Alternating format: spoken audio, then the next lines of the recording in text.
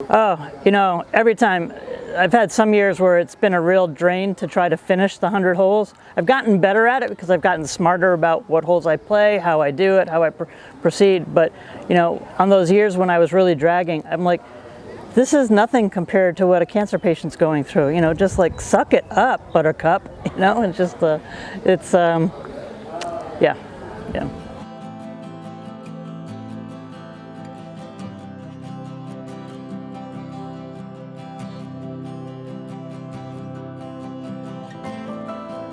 I'm Elaine Gebhardt. I'm the Executive Director for the New England Golf Course Owners Association, located down in the Golf House in Norton, Mass.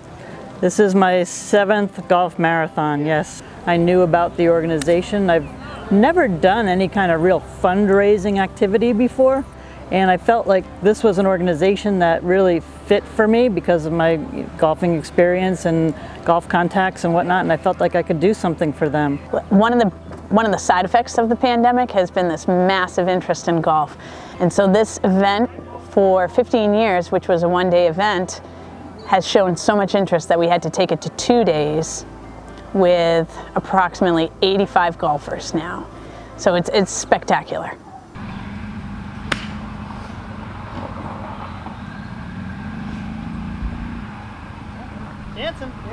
So year 1, my friend got diagnosed with stage 4 lung cancer.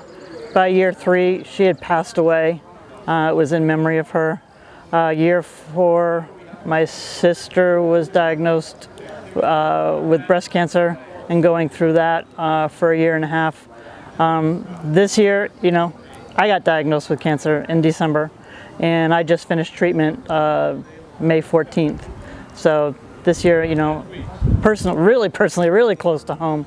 She's always been inspired to play, to help those in memory of those she loved or in honor of those. But to have personally gone through treatment and having finished just a few weeks ago and being out here, it's like one of our family members. It's one of our own. I'm one of the lucky ones who was detected early, which is what Detect Together is all about. And I had a very treatable cancer. Went through a pretty significant surgery and radiation, but didn't need chemotherapy. So I feel really, really lucky. I mean, I've learned so much. If your body doesn't heal itself in 2 weeks, then it's time to call the doctor. A normal, healthy person who has any type of problem will resolve itself in 2 weeks. So people will mask it thinking it's an ulcer and take lots of Tums. And so they're spreading their message and making people feel more comfortable about recognizing the symptoms and having difficult conversations with their doctors and advocating for their own health. And it seems so simple, but it's so effective to catch cancer in stage 1 and to have a better survival rate than to put it off and to just play tough and back burner it. Finished treatment, played 9 holes, played another 9 holes, and today played 100 holes. So, it's like 0 to 60 in no time flat. Line a little short. It felt great. It felt normal.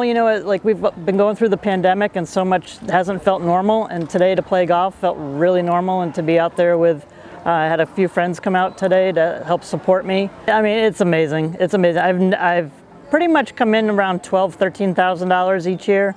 And I checked before we started talking, and I was up over $17,000. And to know that there's a generous donor out there that's matching the dollars that are being donated these last few days, that's huge. That's going to make a huge impact for everybody. I would say in 2013 we raised $100,000, and then today in 2021 we will raise $700,000 in this 2-day event. So that type of significant growth, and from having 20-odd participants, golfers playing 100 holes to 85, the growth that we've experienced has to do with inspiring others to bring their friends and family into the inner circle, and that equates to being able to help more charities and save more lives. Yeah, so usually I come to this event with 2 friends. One is really a caddy. and really takes care of clubs and cleaning clubs and handing me clubs and all of that. And the other is primarily responsible for driving one of the carts and keeping score and making sure I don't play 150 holes inadvertently. And then I had another friend, Joy Malchody, came out mid-morning, and she was with me the whole rest of the day and would play some shots for me, and maybe I hit one way over and she would do that chip for me so I didn't have to walk over there and take care of that shot. And then finally Mary Moran, who's been with me for 5 of the 7 marathons. Yeah. She finished up with us. But there's a hole over that way that I call it my Carol hole. And every time when she was alive, I would call her from that hole and have a conversation with her. And she would encourage me and I would encourage her through her treatment. And then after she passed away, we were playing that hole and my ball was going way into the trees. And all of a sudden it came back out.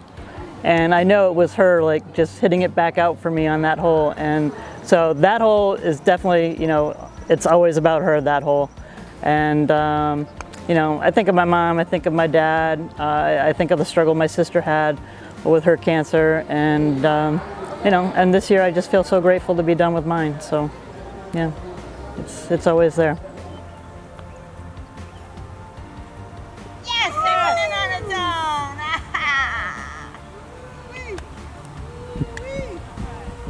That's 100, folks. That's 100. That's 100. Let me get your picture. The amount of love that she receives every day, every person diagnosed with cancer, I wish they had that same opportunity. I look forward to this day, and you know, I'm just going to enjoy what we accomplished for the next few days, because we did a lot.